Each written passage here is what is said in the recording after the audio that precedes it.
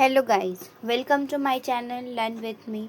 आज हम लोग क्लास 10 के चैप्टर 1 को, जो कि 5 मार्क्स कंटेन करता है ये चैप्टर, ठीक है, जो कि माध्यमिक में सेंटअप के एग्ज़ाम में 5 मार्क्स कंटेन करते हैं ये चैप्टर। इस चैप्टर को हम लोग पढ़ने जा रहे हैं, ठीक है। तो बिना टाइम वेस्ट किए चलते हैं चैप्टर की तरफ। तो हमारा जो फर्स्ट चैप्टर है, जिसका नाम है कंसर्न अबाउट एनवायरनमेंट, ठीक है। इन्वायरमेंट के बारे में बेसिकली इस चैप्टर में हम लोग को पढ़ना है। तो भाई बताओ कि इन्वायरमेंट होता क्या है। इन्वायरमेंट हम लोग कहते हैं हमारे आसपास की चीज़ें, जो क्या होती है डायरेक्टली या इनडायरेक्टली क्या होती है, वो हम पर डिपेंड करती है, हम उस पर डिपेंड करते हैं। जैसे कि मिट्टी से हमारा मिट्टी हो गई, हवा हो गई, पानी हो गए, हमारे आसपास की तमाम चीज़ें क्या हो गई, वो इन्वायरमेंट कहलाती है। इन्वायरमेंट को समझने के लिए, इस चैप्टर को समझने के लिए हम लोग को समझना ज़रूरी है एयर। किसके बारे में? एयर के बारे में, ठीक है। What is air? Air is a mixture of gases. Air क्या है? तमाम गैसों का मजमूआ है, बहुत सारे गैसेस का मिक्सचर है, जो कि क्या कहलाता है? एयर कहलाता है। इसी को ही हम लोग, इसका ही दूसरा नाम हम लोग देते हैं एटमॉस्फेयर। इस एयर का ही दूसरा नाम हम लोग क्या देते हैं? एटमॉस्फेयर, ठीक है। इस एयर का ही दूसरा नाम क्या है? एटमॉस्फेयर है, ठीक है। तो समझ में आ गया कि एनवायरनमेंट को समझना है ठीक है। इसका ही दूसरा नाम क्या है? एयर का ही दूसरा नाम है एटमॉस्फेयर, ठीक है। मिक्सचर, तो अगर हम लोग एटमॉस्फेयर को और क्या बोल सकते हैं, हमारा अर्थ है, ठीक है। ये मान लो अगर हमारा अर्थ है, तो अर्थ के पास इस तरह से हवा के गिलाफ पाए जाते हैं, ठीक है। ये लेयर्स पाए जाते हैं, हवा के ग्लाफ्स पाए जाते हैं, जो ज़मीन को, हमारे अर्थ को प्रोटेक्ट करके रखती है, ठीक है। ज़मीन मीन्स उर्दू में अर्थ को ज़मीन कहते हैं, ठीक है। तो हमारा जो है अर्थ के लेयर को प्रोटेक्ट करती है। तो हम लोग क्या बोलते हैं कि ज़मीन के बाहर, उर्दू वाले डेफिनेशन ये होता है कि अर्थ, ज़मीन के बाहर जो है हवा के गिलाफ पाई जाती है, जिसे हम एटमॉस्फेयर कहते हैं। Atmosphere is known as what? Blanket of air. Atmosphere को क्या नाम से हम लोग जानते हैं? Atmosphere is known as blanket of air, okay. Atmosphere is known as blanket of air. Then अब हम लोग थोड़ा आगे की तरफ बढ़ते हैं, ठीक है। अब एटमॉस्फेयर जो है हमारा एक्सटेंड कितने दूर करके, ये रहा पॉइंट्स, 9 से 60 किलोमीटर से लेके 1000 किलोमीटर तक एटमॉस्फेयर हमारा एक्सटेंड करता है। डेंसिटी एंड टेम्परेचर, ठीक है। हमारा एटमॉस्फेयर के सराउंडिंग में ना ही डेंसिटी सेम होता है, ना ही टेम्परेचर चेंज होता है, ठीक है। अब किस तरह से डेंसिटी और टेम्परेचर जो है चेंज होगा, इस चीज़ को हम लोग अभी आगे देखेंगे। एटमॉस्फेयर को बेसिकली, ठीक है, एक बांटा गया है दो टाइप में। एक बोलते हैं हम लोग कंपोजिशन ऑफ एयर, दूसरे को कहते हैं variation of temperature. Composition of air, क्योंकि गैस जो है मिक्सचर ऑफ गैसेस, हम क्या बोले, एटमॉस्फेयर है मिक्सचर ऑफ गैसेस, या एयर जो है मिक्सचर ऑफ गैसेस है, तो उसी को कहते हैं मिक्सचर ऑफ गैसेस। कोई मिक्सचर किस चीज़ से बना? कंपोजिशन से बना। जैसे कि हमारा हो गई carbon dioxide, CO2, sulphur dioxide, carbon monoxide. तो ये तमाम तरह के जो ऑक्साइड गैसेस होते हैं, तमाम गैसेस मिलकर क्या बना रहे हैं? लेयर फॉर्म कर रहे हैं, ठीक है ना। इस कंपोजिशन के बेसिस पे हम लोग क्या कर रहे हैं, इसको दो टाइप में बांटा गया, होमोस्फेयर और हेट्रोस्फेयर। होमोस्फेयर और हेट्रोस्फेयर किस बेसिस पे बांटा गया है भाई? इस होमोस्फेयर और हेट्रोस्फेयर जो है हमारे कंपोजिशन ऑफ बेसिस पे बांटा गया है। चलो भैया समझ आ गए मुझको, है ना भाई, समझ आ गई। जल्दी अब आगे बढ़ते हैं। होमोस्फेयर किसे कहते हैं, ठीक है। हम लोग बात करते हैं होमो का मतलब होता है, क्लास 9 में भी आप लोग होमोजेनस मिक्सचर, हेट्रोजेनस मिक्सचर पढ़ कर आए हैं। यहाँ पे हम पढ़ने वाले होमो मतलब हो गया एक जैसा, यानी कि एक ऐसा स्फीयर जहाँ पे एक जैसे गैसेस पाए जाते हो, सिमिलर गैसेस, ठीक है ना, बहुत सारे गैसेस का मिक्सचर पाया जाता हो, उसे हम लोग कहते हैं होमोस्फेयर। क्या कहते हैं? उसे कहते हैं होमोस्फेयर। हेट्रोस्फेयर किसे कहते हैं? हेट्रोस्फेयर कहते हैं, हेट्रो का मतलब होता है अलग अलग, डिफरेंट, ठीक है। हेट्रो का क्या मतलब होता है? अलग अलग, डिफरेंट, ठीक है। जहाँ पे गैस लेयर फॉर्म में अलग अलग पाए जाते हैं उसको हम लोग कहते हैं हेट्रोस्फेयर, ठीक है। हमारा देखो इस तरह से अर्थ है, मैं तुमको समझाने की कोशिश करूँ तो ये है हमारा अर्थ, ठीक है। अर्थ है, मान लो ये मेरा अर्थ है, ठीक है। इस तरह से मेरा अर्थ है, इसके ऊपर क्या है? लेयर्स हैं। तो मान लो ये लेयर अगर 80, किसी बुक में 80 लिखे होते हैं किलोमीटर, 82 किलोमीटर ऐसे लिखा होता है किसी किसी बुक में। तो 80 या से लेके 82 या 80 या 82 कुछ भी, फिज़िक्स में जो है हमारा ये डेटा मायने नहीं रखता है, नॉट मीनिंग डेटा उतना ज़्यादा हम लोग को एग्जैक्ट जानने की ज़रूरत नहीं होती। ज्योग्राफी में हम लोग को जानना होता है, तो इसीलिए इसमें उतना टेंशन नहीं लेंगे, डेटा को उतना लिखने की ज़रूरत ही नहीं है। मतलब हाँ, थोड़ा सा हम अप्रॉक्स जानेंगे, अप्रॉक्स वाले साइन होते हैं, अप्रॉक्स में लिखते हैं फिजिक्स में। 80 किलोमीटर तक अप्रॉक्स जो है हमारा होमोस्फेयर है, जहाँ पे गैसेस क्या होंगे? मिक्सचर फॉर्म में पाए जाएंगे, यानी कि कार्बन डाइऑक्साइड, ऑक्सीजन सब एक साथ इस तरह से पाए जाएंगे, ठीक है। तो यहाँ पे इस लेयर में क्या होता है? गैसेस कैसे होते हैं? भारी गैसेस यहाँ पे पाए जाते हैं मेनली। अब देखो ये होता है हेट्रोस्फेयर, अगर इसके ऊपर 80 किलोमीटर या 82 किलोमीटर के बाद से जो आ जाते हैं वो कौन हो जाते हैं? होमोस्फेयर हो जाते, हेट्रोस्फेयर हो जाते हैं। तो हेट्रोस्फेयर में मेनली गैसेस कैसे पाए जाते हैं? लेयर फॉर्म में पाए जाते हैं। किस तरह से लेयर होता है बताओ? यहाँ पे देखिए, ये एक लेयर हो गया, अगर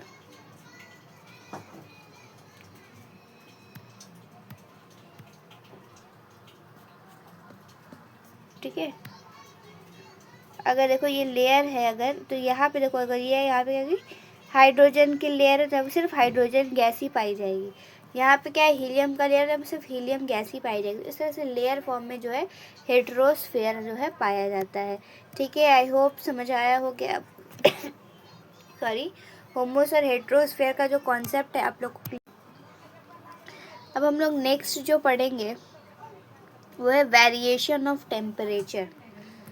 वेरिएशन ऑफ टेम्परेचर के बेसिस पे 5 हिस्सों में बांटा गया है एटमॉस्फेयर। वेरिएशन का मतलब हो गया क्या? डिफरेंट, है ना, तब्दीली, जो वेरिएशन पाया जाता है, एक सेम ना हो। तो हर जगह पे टेम्परेचर क्या है? अलग अलग है। इस बेसिस पे 5 बांटा गया है, troposphere, stratosphere, mesosphere, thermosphere and exosphere, ठीक है। तो इस लेयर को हम लोग समझते हैं कैसे बांटा गया है, ठीक है। तो ये देखिए, मान लीजिए ये है हमारा, ये है हमारा व्हाट, ये है हमारा अर्थ, ठीक है। इसके ऊपर है एक लेयर, इसके ऊपर है एक लेयर, इसके ऊपर है एक लेयर, इस तरह से लेयर्स है, ठीक है। इस तरह से जो है लेयर्स है। तो पहला वाला लेयर मान लो क्या है, जिसको हम लोग बोलते हैं ट्रोपोस्फेयर है, ठीक है। ये क्या है? स्ट्रेटोस्फेयर है। ये हमारा मेसोस्फेयर है, ठीक है, यहाँ पे नाम लिखा है, ठीक है। ये हमारा अर्थ, ट्रोपोस्फेयर, स्ट्रेटोस्फेयर, मेसोस्फेयर है। ये मेरा भाई थर्मोस्फेयर है, ठीक है। ये हमारी थर्मोस्फेयर हो गई, और ये हमारा एक्सोस्फेयर, जिसका कोई भी एंड नहीं है मान लो, ठीक है। अब भाई इसको याद करने की एक ट्रिक देती हूँ आप लोग को, ठीक है। लाइन से आप लोग को याद रहे इसके लिए एक ट्रिक है, trust me in the examination, ठीक है। TR, ट्रस्ट मीन्स ये वाला TR से होगा क्या हमारा, क्या होगा? ट्रोपोस्फेयर। TR से क्या होगा हमारा? ट्रोपोस्फेयर, ठीक है। इसको लिख लीजिएगा आप लोग अच्छे से कॉपी में नोट्स बना के, ट्रोपोस्फेयर। इस ST से हम लोग लिखेंगे स्ट्रेटोस्फेयर। इस ME का मी का मतलब हो गया मेसोस्फेयर, और इन का मतलब हो गई आयोनोस्फीयर, दा का मतलब हो गई थर्मोस्फीयर। एंड एक्चुअल में आयोनोस्फीयर एंड थर्मोस्फीयर एक ही लेयर है, अगर आप मान लें, ठीक है ना। आगे बताऊंगी मैं इसका क्या कंसेप्ट है। और ये इस एग्ज़ाम्स के एक्स से हम लोग जान सकते हैं क्या, एक्सोस्फीयर। तो ये हमारा शॉर्टकट ट्रिक है, ठीक है, शॉर्टकट ट्रिक है जिसकी वजह से हम लोग लेयर्स को आसानी से याद कर पाएंगे। अब हम लोग आते हैं वापस लेयर की तरफ। तो भाई ये हमारा अर्थ, ये हमारा प्यारा सा ट्रोपोस्फेयर, थोड़ा गद्दा सा, ठीक है, पर कोई बात नहीं, हम लोग काम चला लेंगे, है ना। तो इस ट्रोपोस्फेयर इस तरह से लेयर्स है। अब हम लोग हर लेयर के बारे में पढ़ेंगे। हम लोग जैसे जैसे ऊपर जाते हैं, हमारा जैसे जैसे हम लोग हाइट पे जाते हैं, टेम्परेचर हमारा कम होता है। तो ट्रोपोस्फेयर में जैसे जैसे हम लोग ऊपर जाएंगे, हमारा हाइट क्या होगा, नीचे हमारा टेम्परेचर क्या होगा, कम होता जाता है। समझ में आ गए। ट्रोपोस्फेयर में ही क्या होते हैं कि जितने भी मौसम्स की तब्दीलियाँ हम लोग भी कहा है ट्रोपोस्फेयर के अंदर, ठीक है। सब के बारे में भी हम लोग एक एक करके डिटेल्स को पढ़ेंगे। कुछ पॉइंट्स मैंने आप लोग के लिए बना दिए ताकि इजी हो, ठीक है। स्ट्रेटोस्फेयर में क्या हो जाता है, स्ट्रेटोस्फेयर में हाइट तो बढ़ती है लेकिन टेम्परेचर भी बढ़ जाता है। क्यों बढ़ जाता है बताइए। स्ट्रेटोस्फेयर में क्या होती है, स्ट्रेटोस्फेयर के अंदर ही एक लेयर पाई जाती है। इस लेयर में क्या होते हैं, ओजोन गैसेस होते हैं। इस लेयर में क्या होते हैं, ओजोन गैसेस होते हैं, जो कि ओजोन की एक क्या करते हैं, ओजोन की एक लेयर पाई जा रही है, परत पाई जाती है, इसीलिए हम इसको क्या कहते हैं, ओजोनोस्फेयर भी कहते हैं। थर्मोस्फेयर में भी एक और लेयर पाया जाता है जिसको हम लोग पे आयंस होते हैं, हम लोग कहते हैं आयोनोस्फेयर। एक्चुअली मतलब या फिर ये पूरे थर्मोस्फेयर ही है, ये पूरा थर्मोस्फेयर ही है। आयोनोस्फेयर कोई अलग से फेयर या अलग से कोई स्फेयर नहीं है। समझ में आया। थर्मोस्फेयर में ही एक स्फेयर है जिसको हम लोग क्या कह रहे हैं, थर्मोस्फेयर कह रहे हैं, ठीक है, आयोनोस्फेयर कह रहे हैं, ठीक है। तो एक और चीज़ बहुत ही ज़रूरी मैं आप लोग को बता दूँ, ट्रोपोस्फेयर में देखिए, ये जो कलर मैंने लिया है शायद सिमिलर हो जा रहा है, ये ले लेते हैं चलो। इस ट्रोपोस्फेयर के ऊपर में एक परत पाया जाता है, ऐसे ही पतली सी लाइन, उसको हम लोग क्या बोलते हैं, उसको हम लोग बोलते हैं ट्रोपोपाउस। क्या बोलते हैं हम लोग, क्या बोलते हैं, ट्रोपोपॉज बोलते हैं। क्या बोलते हैं, ट्रोपोपॉज बोलते हैं, ठीक है, समझ गए, ट्रोपोपॉज बोलते हैं। स्ट्रेटोस्फेयर के ऊपर भी एक लाइन पाई जाएगी जिसको हम लोग स्ट्रेटोसपॉज कहेंगे। इसके ऊपर एक लाइन पाई, इसको मेजो, सबसे ऊपर ऊपर ये थर्मोपॉज, इस तरह से पाया जाता है। इसलिए एग्जाम में कभी ट्रोपोपॉज या कुछ भी बोले तो घबराना नहीं है, ठीक है। ट्रोपोपॉज भी समझ में आ गया, लेयर किस तरह से अर्थ में ये समझ में आ गया, ट्रिक आप लोग को याद हो गई। अब हम लोग एक एक लेयर के बारे में पढ़ेंगे, ठीक है। तो चलते हैं नीचे। तो ये लेयर है, ये रहा होमोस्फेयर और हेट्रोस्फेयर आप लोग के लिए, ठीक है। ये रहा, देख लीजिएगा आप लोग, मैंने समझा दिया है। ट्रोपोस्फेयर की बात करें तो देखो, ट्रोपोस्फेयर का जो हाइट है, मैंने जैसे बताया ये अर्थ है और इसके ऊपर क्या है, मेरी ट्रोपोस्फेयर का एक लेयर है। इसकी हाइट होगी अप्रोक्स 12 किलोमीटर। अप्रोक्स लिखना बहुत ज़रूरी है आपके एग्ज़ाम में, ठीक है। एक्सटेंड कब तक है ये, 12 से लेके 16 किलोमीटर तक, ठीक है, 16 किलोमीटर तक, 12 किलोमीटर तक अप्रॉक्स लिख सकते हैं। इसकी एवरेज हाइट लोग 12 किलोमीटर ही लिखते हैं अप्रॉक्स, ठीक है। सब बुक में अलग अलग वैरी किया जाएगा, आपके स्कूल टीचर जो बताएंगे सेटअप के एग्ज़ाम में आप लोग वो लिख दीजिएगा। खैर, अगर ऐसे माध्यमिक में इस तरह से सवालात नंबर वाले नहीं पूछे जाते हैं, ठीक है, इसलिए आप लोग बेफिक्र रहे, ठीक है। ट्रोपोस्फेयर में सबसे ज़्यादा क्या प्रेजेंट होता है, ऑक्सीजन, ठीक है ना। 80% mass of oxygen, oxygen present होता है जिसकी वजह से हम लोग यहाँ पर रहते हैं, ठीक है। Dust particle, water vapour, natural phenomena, ठीक है, स्टॉर्म, बारिश, एयर करेंट, कंटेंट, तमाम चीज़ कहाँ पे देखने को मिलती है, इस लेयर में। तो यहाँ से क्वेश्चन बनते हैं एमसीक्यू में कि बारिश या बादल या रेन कहाँ पे देखने को मिलता है, कौन से लेयर में, नेचुरल फिनोमेना कहाँ से बनता है, मिलता है, इस तरह से क्वेश्चन यहाँ पे 1 मार्क्स के बन जाते हैं, ठीक है।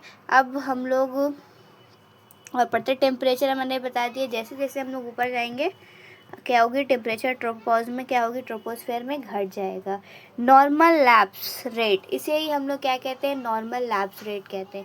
यानी कि हम लोग जैसे जैसे ऊपर जाएंगे हमारा टेम्परेचर क्या हो जाता है, कम हो जाता है। इसी चीज़ को हम लोग क्या कहते हैं, नॉर्मल लैप्स रेट। ठीक है, हर 165 मीटर ऊपर हाइट की तरफ जाएंगे, हर 165 किलोमीटर ऊपर जाएंगे, कितना, 165 मीटर ऊपर जाएंगे तो हमारा क्या होगा, टेम्परेचर जो है 1 डिग्री सेल्सियस, कितना, 1 डिग्री सेल्सियस जो है हमारा गिरेगा, टेम्परेचर जो है घट जाएगा, कम हो जाएगा। ठीक है, तो ये नॉर्मल स्लैब्स रेट बहुत इंपॉर्टेंट है, कितना ऊपर जाएंगे कितना घटेगा, ये ज्योग्राफी के लिए मेनली बहुत ज़्यादा इंपॉर्टेंट है। तो ऐसे भी जनरल नॉलेज के लिए भी आप लोग को याद रखना चाहिए। ठीक है, अब आगे आते हैं। This layer is called of enzyme layer. ठीक है, ये बहुत इंपॉर्टेंट पॉइंट हो जाएगा। ठीक है, ट्रोपोपाउज द अपर लिमिट, क्योंकि 2025 में पेपर थोड़ा सा टफ, 26 में पेपर जो है फिजिक्स की थोड़ी टफ बनने वाली है, क्योंकि 2025 का पेपर ऑलमोस्ट बहुत इजी आया था। ठीक है ना, तो tropopause the upper limit of, tropopause बता दिए, ट्रोपोस्फेयर के जो अपर लिमिट होते हैं वो जहाँ पर eight which stops decreasing is called, जहाँ टेम्परेचर जो है डिक्रीज कर रहा है उस एरिया को हम लोग क्या कह रहे हैं, ट्रोपोपाउस कह रहे हैं। अब इसमें कौन कौन से गैसेस प्रेजेंट है, तो oxygen, carbon dioxide, nitrogen, hydrogen, oxygen. जितना मैं पढ़ा रही हूँ उसी में से क्वेश्चंस आ जाएंगे और बाहर नहीं आने वाले। ठीक है, कुछ PYQs भी आप लोग देख लीजिए, उसके अलावा कुछ नहीं, ऐसे मैं PYQ भी बताती चलूँगी कहाँ कहाँ से क्वेश्चंस आए हैं। ठीक है, स्ट्रेटोस्फेयर, स्ट्रेटोस्फेयर की अगर हम लोग बात करते हैं, अप्रॉक्स 11 किलोमीटर टू 15 किलोमीटर तक ये फैला हुआ है। ये वाली लेयर की मैं बात कर रही हूँ। ठीक है, ये हमारा अर्थ, ये हमारा ट्रोपोस्फेयर, ये हमारा स्ट्रेटोस्फेयर। ठीक है, टेम्परेचर क्या होते हैं, जिस तरह increase with increase altitude, altitude का मतलब होता है, एल्टीट्यूड का मतलब होता है व्हाट बच्चों, हाइट। एल्टीट्यूड का मतलब होता है हाइट। हम जैसे ऊपर जाते हैं टेम्परेचर कायदे से घटना चाहिए, लेकिन यहाँ पर ऐसा नहीं होगा।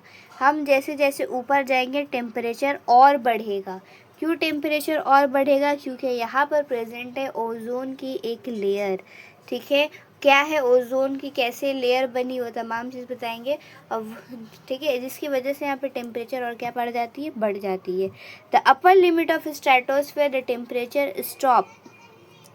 ठीक है, स्ट्रेटोस्फेयर का जो सबसे ऊपरी हिस्सा जहाँ पर टेम्परेचर जो है बढ़ना शुरू होता है उसको हम लोग बोलते हैं स्ट्रेटोपाउज। समझ में आ गई। There is a little layer but no moisture so cloud is not form. यहाँ पे बादल जो है नहीं बनते, याद रखना। यहाँ पे अब यहाँ पे ये वाला से एक क्वेश्चन बन जाएगा। ठीक है, 1+ में क्वेश्चन जहाँ जहाँ से क्वेश्चन बनते हैं ज़्यादा, मैं वहाँ पे आप लोग के लिए 1+ लिख दे रही हूँ। ठीक है, कि there is a little layer, यहाँ पे थोड़ा हवा बहुत कम, मॉइस्चर नहीं, बहुत कम पाया जाता है, जिससे बादल यहाँ पे नहीं पाए जाते, जिसकी वजह से ये बहुत ज़्यादा काम एंड क्वाइट होता है, बहुत ही ज़्यादा शांत होता है। ठीक है, बहुत ज़्यादा काम एंड क्वाइट होता है stratosphere. Jet planes flies in the air, इस लेयर में जेट प्लेन पूछा जाता है, 1+ कर दे रही हूँ इसे। यहाँ से 1 मार्क्स का क्वेश्चन आता है, जेट प्लेन कहाँ पे, काम लेयर कौन सा, ये सब 1+ है। Further ozone gas present in the layer, ozone gas present होता है। ओजोन गैस क्या करता है, अब ये लेयर क्यों गर्म हो रहा है, मैंने बताया भाई टेम्परेचर हाइट बढ़ने के साथ साथ इसकी टेम्परेचर भी बढ़ रही है। क्यों बढ़ रही है, क्योंकि ये सूरज से आने वाली यूवी रेस को अपने अंदर एब्जॉर्ब कर लेता है, जिसकी वजह का टेम्परेचर जो है बढ़ जाती है। ठीक है, ओजोनोस्फेयर हम लोग कहते हैं। अब इस लेयर के बारे में हम लोग पढ़ेंगे कि किस तरह से ओजोन गैस फॉर्म होता है और वहाँ पे लेयर बन जाता है, लेयर बनाता है और सूरज से आने वाले यूवी रे को खुद के अंदर जज़्ब कर लेता है और उसे अर्थ तक आने नहीं देता है, जिसकी वजह से हम लोग प्रोटेक्ट है, हम लोग महफूज है। लेकिन अब क्या हो रहा है, हम लोगों ने आहिस्ते आहिस्ते किस तरह से ओजोन लेयर को बर्बाद कर दिए है और किस तरह से यूवी रे आकर अब हम लोग को नुकसान कर रहा है, इस पूरे डिटेल्स को हम लोग पढ़ने वाले हैं। ठीक है, अभी हम लोग पढ़ते हैं मेसोजोम। मेसोजोम जो है मेसोस्फेयर। ठीक है, बायो में चली गई मैं मेसोजोम, खैर ये मेसोस्फेयर है। मेसोस्फेयर जो है 50 टू 80 किलोमीटर अप्रॉक्स। टेम्परेचर देखो जैसे जैसे ऊपर जाता है बहुत तेज़ी से टेम्परेचर फॉल होता है। इसके अप्रॉक्स -95 डिग्री या -90 डिग्री अप्रॉक्स टेम्परेचर रहता है। इसको coldest layer of the earth कहते हैं। यहाँ पे पाया जाता है मेटलॉइड्स। यहाँ से क्वेश्चन आएंगे, यहाँ से क्वेश्चन आएंगे, यहाँ से क्वेश्चन आएंगे, ठीक है। Coldest layer, temperature falls with altitude, ठीक है, आ सकते हैं। मेसोपॉज वही अपर लेयर जो मैंने कहा जहाँ से टेम्परेचर जो है डिक्रीज होगा, उस लेयर को कहेंगे हम लोग मेसोपॉज, ठीक है। अब हम लोग थर्मोस्फेयर के बारे में पढ़ते हैं। तो थर्मोस्फेयर यही है, 80 टू 1960 किलोमीटर तक फैला हुआ है। टेम्परेचर इंक्रीज़ करेगा हाइट के साथ साथ, ठीक है। यहाँ पर भी देखो टेम्परेचर इंक्रीज़ कर रहा है हाइट के साथ साथ। क्यों है ऐसा भाई? तो ऐसा इसलिए है कि पहली बात ये सूरज से बहुत करीब है, ठीक है। ये लेयर जो है देखो यहाँ पे इतने सारे लेयर्स हैं। फिर यहाँ पे मेरा थर्मोस्फेयर है, यहाँ पे एग्जोस्फेयर है। सूरज से बहुत करीब है थर्मोस्फेयर, इसीलिए यहाँ पर पहला रीज़न है कि ये ज़्यादा गर्म होता है, जिसकी वजह से टेम्परेचर बढ़ने के बावजूद, हाइट बढ़ने के बावजूद टेम्परेचर फॉल नहीं होता। तो सवाल आता है भाई एग्जोस्फेयर क्यों? एग्जोस्फेयर तो ज़्यादा करीब है, पर वहाँ पे एयर के मॉलिक्यूल्स बहुत कम पाए जाते हैं, इसीलिए वो ज़्यादा गर्म नहीं होता, बल्कि थर्मोस्फेयर ज़्यादा गर्म होते हैं। अप्रॉक्स इतना हाइट है इसका, ठीक है। इंक्रीज इतना ज़्यादा एल्टीट्यूड, मिनिमम टेम्परेचर 1200 डिग्री, ठीक है।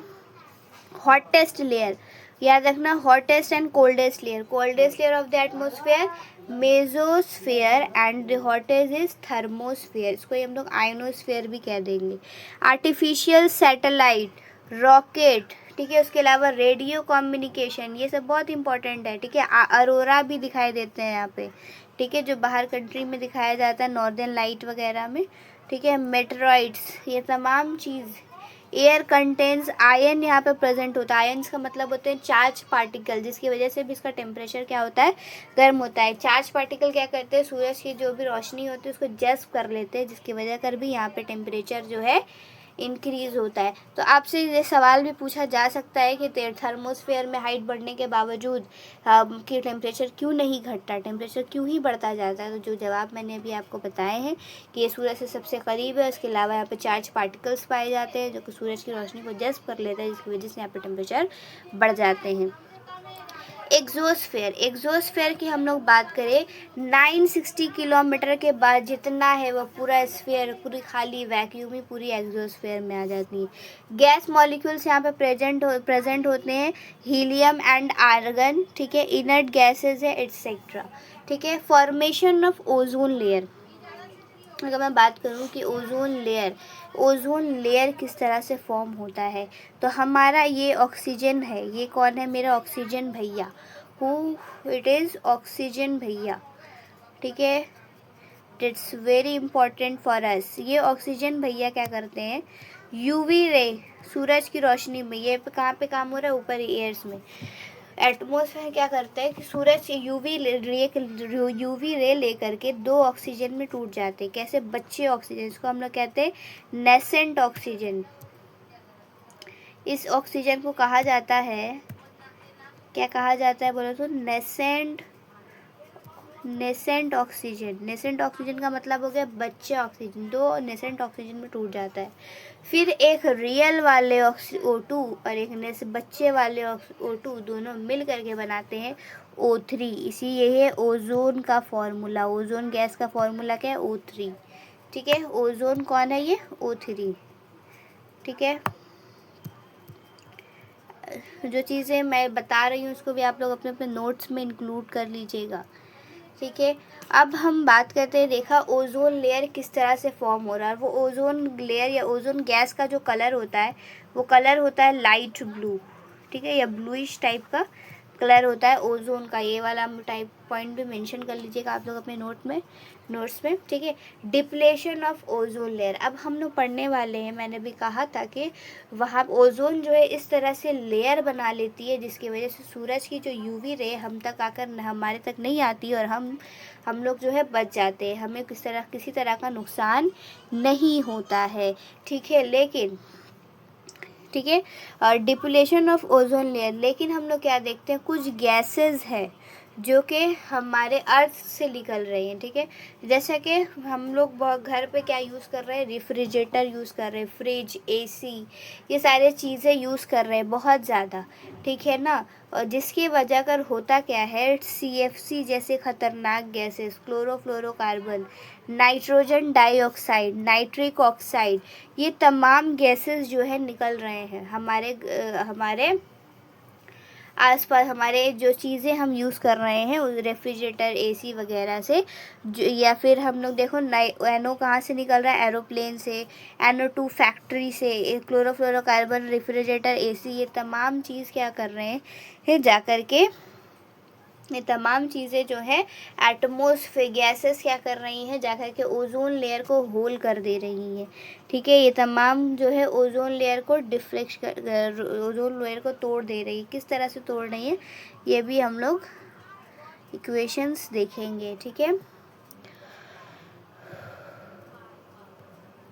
ये देखो, जिस तरह से NO2 है, यहाँ पे ओजोन लेयर में गई, और इस तरह से नाइट्रोजन डाइऑक्साइड और ऑक्सीजन में मिल गई, तो इस तरह से भी एक जो है टूट गया। इक्वेशन आते हैं लिखने, ठीक है। इस तरह से आप लोग देखिएगा, इस तरह से ओजोन लेयर जो है टूट रही है, बर्बाद हो रहे हैं, जिसकी वजह से क्या हो रहा है। यहाँ से क्वेश्चन आता है कि ओजोन लेयर डिप्लेशन किस तरह हो रहा है, ठीक है।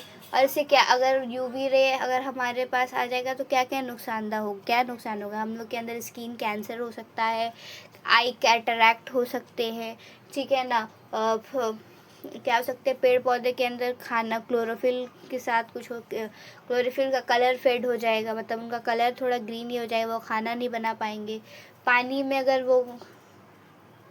UV रे या मछलियाँ वगैरह को भी नुकसान ही होगा, ठीक है ना। यूनिट ऑफ ओजोन लेयर क्या है, डॉप्सन, ठीक है। यूनिट ऑफ ओजोन है डॉप्सन स्पेक्ट्रोफोटोमीटर, ठीक है। मेजरिंग इंस्ट्रूमेंट, जिससे हम लोग मेज़र करते हैं यूनिट को, ठीक है, उसको हम लोग कहते हैं डॉप्सन स्पेक्ट्रोफोटोमीटर। अब आ जाओ भाई, green house gas and global warming. Global warming को समझने से पहले हम लोग को green house gas and green house effect को पढ़ना पड़ेगा, ठीक है ना। क्या होता है, ग्रीन हाउस गैस क्या होते हैं कि सूरज, हम क्या होते हैं कि हमारे जो हम लोग के फैक्ट्रीज या इंडस्ट्री, यहाँ से तरह तरह के गैसेस निकल रहे हैं, methane, carbon dioxide, carbon monoxide, nitrogen dioxide, nitrous oxide. तो ये तमाम तरह के गैसेस क्या करते हैं, ये गैसेस क्या करते हैं, सूरज से आने वाली रोशनी को अपने अंदर जज़्ब कर लेते हैं। सूरज से आने वाली रोशनी को अपने अंदर जो है ये तमाम गैसेस जज़्ब कर लेते हैं। कौन कौन से गैसेस, ये रहा water vapour, carbon dioxide, ozone, methane, CFC, ये तमाम गैसेस क्या हो रहे हैं कि सूरज से आने वाले रोशनी को अपने अंदर जज़्ब कर लेते हैं, ठीक है। जिसकी वजह से क्या होता है कि हम लोग का होना ये चाहिए कि सूरज से जो रोशनी आई, अगर वो दिन में आई, ये हिस्सा गर्म हो गया तो फिर रात के वक्त ये वापस चली जानी चाहिए। इस तरह से आई और वापस चली गई, आई वापस चली गई, इस तरह से जो है हमारा अर्थ जो है मेंटेन है। लेकिन यहाँ पे क्या होता है कि सूरज से रोशनी आई, यहाँ पे कुछ गैसेस है अपने अंदर जज़्ब कर ली, इसको जो है ज़मीन के अंदर ही रख ली। ये इस गर्माहट को उसने बाहर जाने नहीं दिया, जिसकी वजह से क्या हो गई कि हमारा अर्थ जो है, ये जो अर्थ का हिस्सा है वो गर्म हो रहा है। तो इस गर्म होने को एक हम लोग क्या बोलते हैं, ग्रीन हाउस इफेक्ट। इस गर्म होने को हम लोग क्या बोलते हैं, ग्रीन हाउस इफेक्ट। अब ग्रीन हाउस गैसेस कौन कह रहे हैं, जो ये करने को जिम्मेदार है, जो गैसेस जो है मिलकर इसको गर्म कर रहे हैं, वो हमारे क्या होंगे, ग्रीन हाउस गैसेस होंगे। समझ गए हम लोग green house effect and what is green house gases. अब समझ में आएगा ग्लोबल वार्मिंग। इसी तरह ग्लोबल वार्मिंग भी यही है कि हद से ज़्यादा जब गैसेस जो है हम हद से ज़्यादा इस तरह के गैसेस बढ़ते जा रहे हैं, वो सब जो है क्या कर रहे हैं, हद से ज़्यादा इस तरह के गैसेस है सूरज की रोशनी वाले आने को क्या कर ले रहे हैं, अपने अंदर ट्रैप कर ले रहे हैं, से वापस जाने नहीं दे रहे हैं। तो इसी तरह से ग्रीन हाउस इफेक्ट हो रहा है, जिसकी वजह से क्या हो रहा है, हमारा अर्थ जो है गर्म हो रहा है, अर्थ इज़ हॉट। ठीक है, अर्थ इज़ हॉट, अर्थ जो है गर्म हो रहा है, जिसकी वजह कर क्या हो रहे, बड़े बड़े पहाड़ ग्लेशियर्स जो है सब जो है क्या होते जा रहे हैं, तो पहाड़ ग्लेशियर्स जो है सब जो है पिघलते जा रहे हैं, जिसकी वजह से क्या होगा, यहाँ से आएगा ग्लोबल वार्मिंग। कैसे हो रहा है ये बताओ, ग्रीन हाउस इफेक्ट क्या है, ग्लोबल वार्मिंग के फ्यूचर के, ग्लोबल वार्मिंग को किस तरह बचाया जाए, या ग्लोबल वार्मिंग को क्या क्या इफ़ेक्ट होते हैं, इसके बुरे इफ़ेक्ट्स आते हैं, 3 मार्क्स में आ जाते हैं कभी कभी, ग्लोबल वार्मिंग के इफ़ेक्ट्स वगैरह 3 मार्क्स में कभी आ जाते हैं। ठीक है, अब यहाँ पे क्वेश्चन याद रखना कि नाइट्रोजन एंड, यहाँ पे बहुत इंपॉर्टेंट है, ऑक्सीजन इज़ नॉट, ये लोग ग्लोबल वार्मिंग नहीं करते हैं, ना ही ये लोग ग्रीन हाउस इफेक्ट करते हैं। ठीक है, सबसे ज़्यादा जो मेन होते हैं ग्लोबल वार्मिंग या फिर या फिर हम लोग बोलेंगे ग्रीन हाउस इफेक्ट में, तो मेन जो किरदार अदा करते हैं वो है हमारे कौन, वाटर वेपर। और मोस्ट रिस्पॉन्सिबल गैस जो कि क्या कर रहा है, ग्लोबल वार्मिंग के सबसे ज़्यादा रिस्पॉन्सिबल है कार्बन डाइऑक्साइड। यहाँ से क्वेश्चंस आएंगे। और कोई ऑर्गेनिक गैस जो बहुत ज़्यादा रिस्पॉन्सिबल है, तो ये ग्लोबल, यहाँ से ये सब क्वेश्चन प्रीवियस ईयर्स में भी आ चुके हैं, आप लोग जाके देख सकते हैं। कोई मैन मेड गैस, इस तरह से क्वेश्चन पूछेगा, कोई मैन मेड गैस जो ग्लोबल वार्मिंग के लिए रिस्पॉन्सिबल है, तो हम लोग क्या लिखेंगे, ये CFC। ओके, रिडक्शन मेजर, अब हम लोग किस तरह से ग्लोबल वार्मिंग क्या आएगा कि ग्लोबल वार्मिंग के बुरे असरात को आप लोग को लिखना होगा। उसके बाद ये भी आएगा कि ग्लोबल वार्मिंग को किस तरह से हम लोग रोक सकते हैं। तो हम लोग हद से ज़्यादा क्या लगाएंगे, पेड़ पौधे लगाएंगे, जिसकी वजह कर ये सारे गैसेस जो है कम निकलेंगे। उसके अलावा हद से ज़्यादा पेड़ पौधे लगाएंगे। हम लोगों को क्या करना होगा, रीयूनेबल सोर्स ऑफ एनर्जी का यूज़ करना होगा। ठीक है, ये तमाम हम लोगों को इनका, जैसे कि CFC की जगह कोई और गैस निकले, अल्टरनेटिव ढूंढना होगा। ठीक है, अल्टरनेटिव ढूंढना होगा, गैस का अल्टरनेटिव ढूंढना होगा। ठीक है, stop use of motor car, हम लोग को मोटर कार का यूज़ मतलब कि पेट्रोल डीजल से चलने वाली चीज़ों को कम यूज़ करना होगा। ठीक है ना, पेट्रोल डीजल से ही तो ये सारी चीज़ें निकलती हैं। कब यूज़ करना होगा, उसके बदले क्या यूज़ करना होगा, उसके बदले यूज़ करना होगा क्या, उसके बदले हम लोग रीन्यूएबल सोर्स ऑफ एनर्जी को यूज़ करेंगे।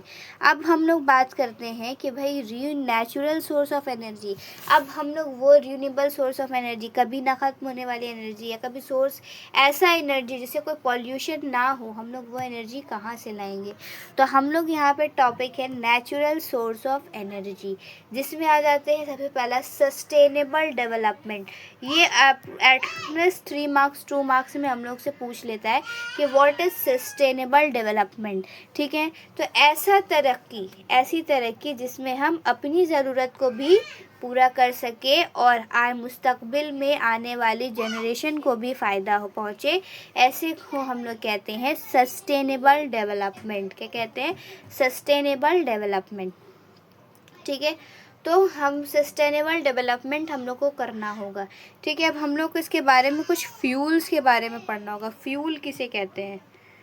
ठीक है, कोई भी ऐसी चीज़, ऐसे कंपाउंड, ऐसे मादे जिसको जला करके हमें क्या मिलती हो, एनर्जी मिलती हो, उसे हम लोग कहते हैं फ्यूल।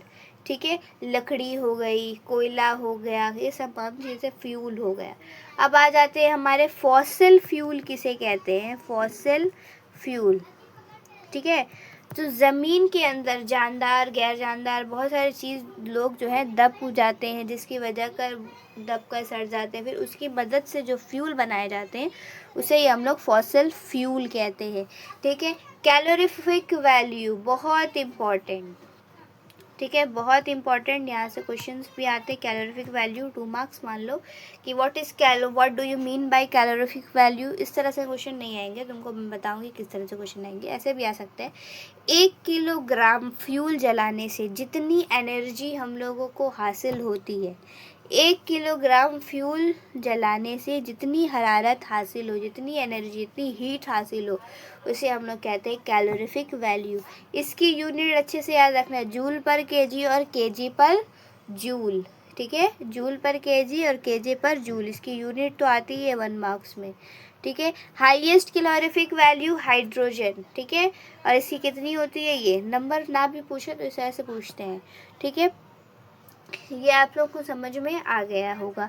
इस तरह से पूछा जाएगा कि calorific value of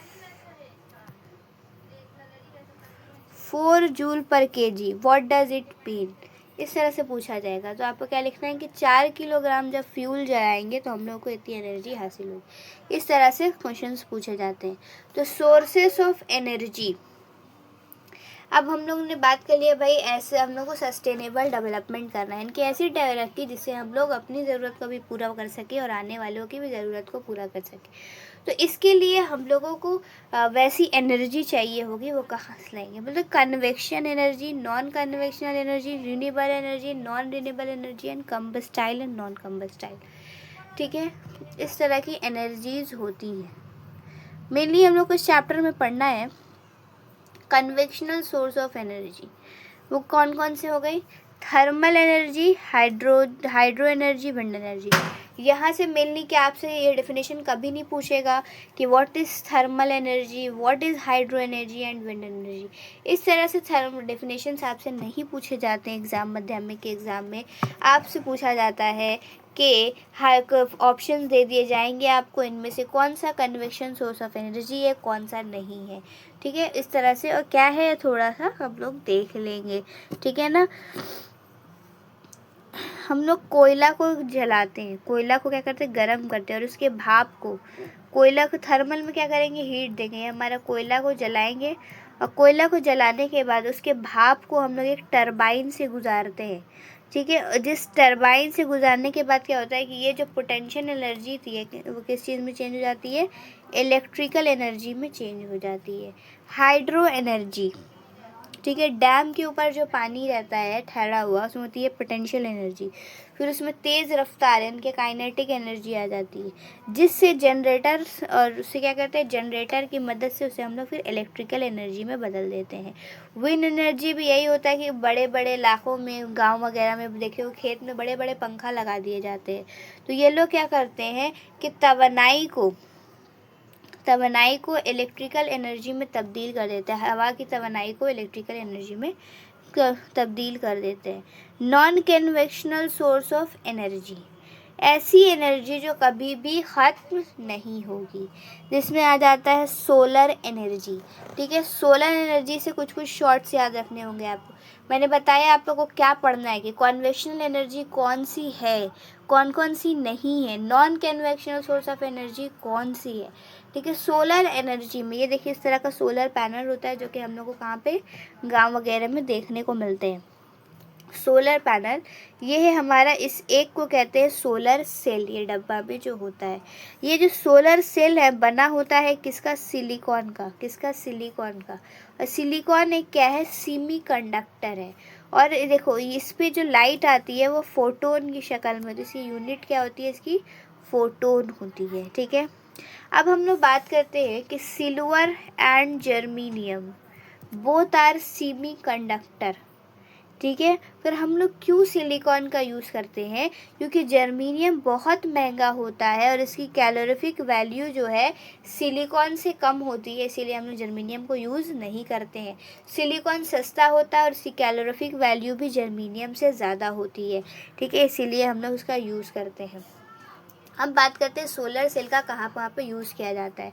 solar cooker and calculator, देखिए यहाँ से क्वेश्चंस बनते हैं, यहाँ से क्वेश्चन बन सकते हैं। ठीक है, ये वाले, ये कौन से, यहाँ से भी बनेंगे, सोलर पैनल, फोटोन, ये सब जो पॉइंट्स है बहुत इंपॉर्टेंट पॉइंट्स है यहाँ से। ठीक है, टाइडल एनर्जी, टाइडल एनर्जी क्या बोलते हैं, अब टाइड की वजह से जो एनर्जी हम लोग को मिल जा रही है tidal energy energy obtained by wave, तो हम लोग इसे कहते हैं वेव एनर्जी। जियोथर्मल एनर्जी, उतना डिटेल यहाँ पे हमको उतना नहीं पढ़ना होगा, यहाँ पे बस ना याद रखना है कि किस तरह से कौन बन रहा है और कौन सी एनर्जी कहाँ पर कौन क्या है, नॉन कन्वेक्शनल या कन्वेक्शनल।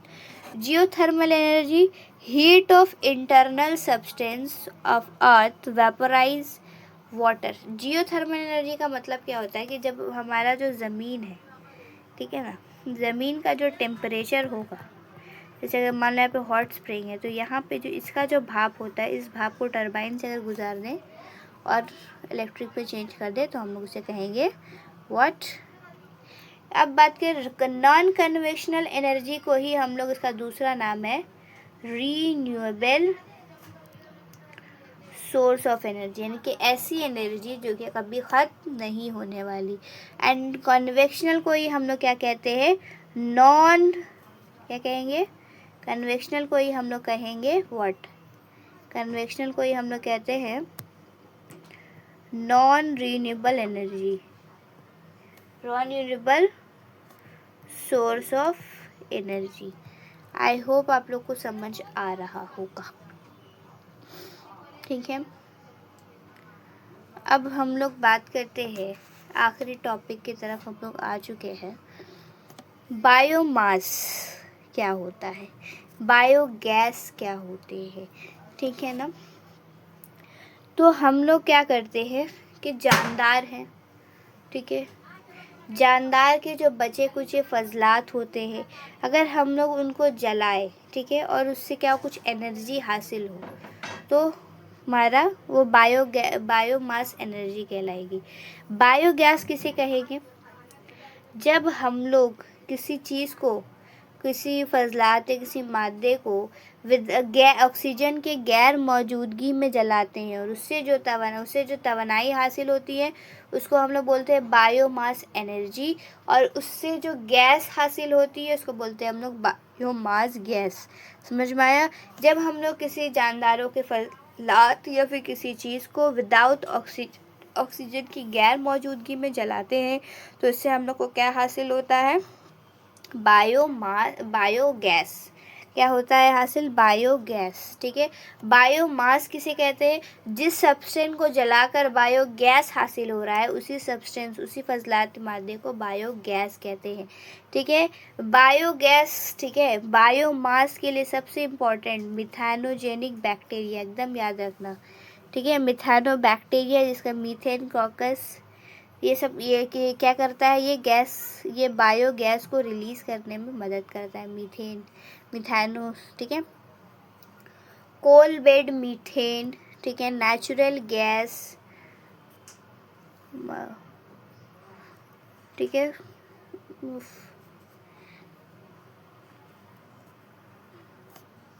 कोल बेड मीथेन, जिसका नाम है CBM, ठीक है। कोल बेड मीथेन, इसके नाम से समझ में आएगा, कोल बेड मीथेन, कोयला के कान, समझ में आ रहा है, कोल बेड मीथेन। क्या होता है कि कोयला का जो कान होता है वहाँ पे क्या होता है, इस तरह से मीथेन के गैस मॉलिक्यूल्स जो है वहाँ पे फंसे रहते हैं, जिसको पाइपलाइन के ज़रिए निकाला जाता है, उसे ही हम लोग कहते हैं कोल बेड मीथेन, ठीक है। उसके अलावा एक आ जाता है हमारा मीथेन हाइड्रेट या फेरी आइस, हाइड्रोमीथेन, गैस हाइड्रेट, सब एक ही चीज़ को बोलते हैं, ठीक है।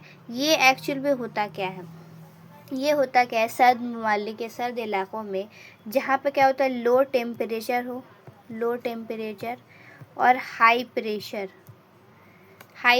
हो, उस वक्त क्या होता है कि बर्फ़ के जो, इस तरह से बर्फ़ के जो थोड़े होते हैं वहाँ पर जो है क्रिस्टलाइन फॉर्म में, क्या होते हैं, क्रिस्टलाइन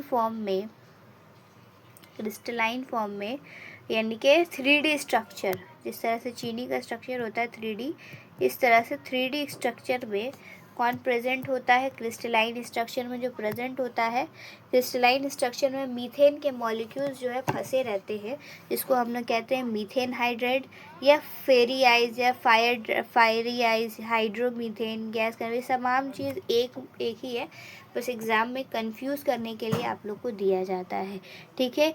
क्रिस्टलाइन सॉलिड कंपाउंड। ठीक है, ये कैसे होते हैं? क्रिस्टलाइन सॉलिड कंपाउंड के होते हैं जो फंसे होते हैं। और नेचुरल गैस उसमें कितने होते हैं? 95% मीथेन और 5% हाइड्रोकार्बन होते हैं। तो यहाँ से हमारा हुआ कि इसका चैप्टर जो है, हमारा चैप्टर 1 जो हो गए कंसर्न अबाउट एनवायरनमेंट, वो हो गए हमारे एंड। तो आई होप कि आप लोग को ये चैप्टर समझ में आया होगा। कहीं डाउट या कहीं कन्फ्यूजन हो गई तो हम प्लीज़ कमेंट सेक्शन में आप पूछें। ठीक है, thanks for watching this video.